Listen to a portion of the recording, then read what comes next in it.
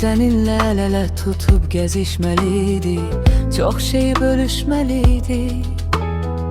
O son görüş yerine gelip görüşmeliydik, gelebilmedim bağışla.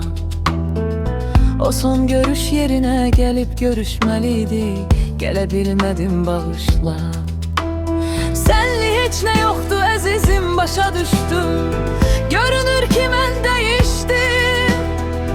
Sənə bir şey olsa ölərəm demiştim, ölə bilmədim bağışla. Sənə bir şey olsa ölərəm demiştim, ölə bilmədim bağışla.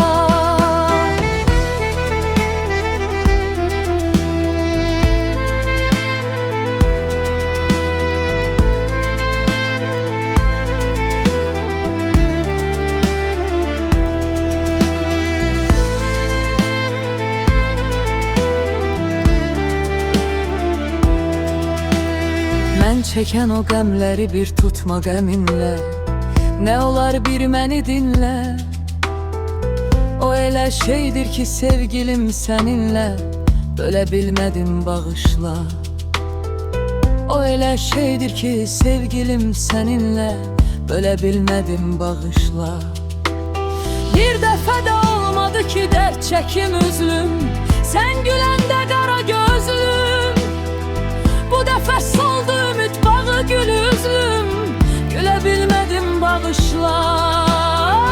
Bu dəfə soldu ümid bağı gül üzlüm, gülə bilmədim bağışla.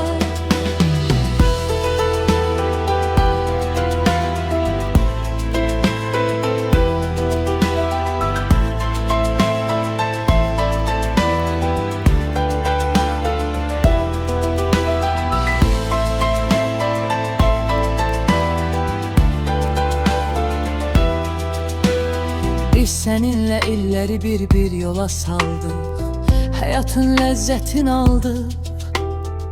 Ne rüzgar esti ki bugünlere kaldık, bile bilmedim bağışla. Ne rüzgar esti ki bugünlere kaldık, bile bilmedim bağışla. Hasretin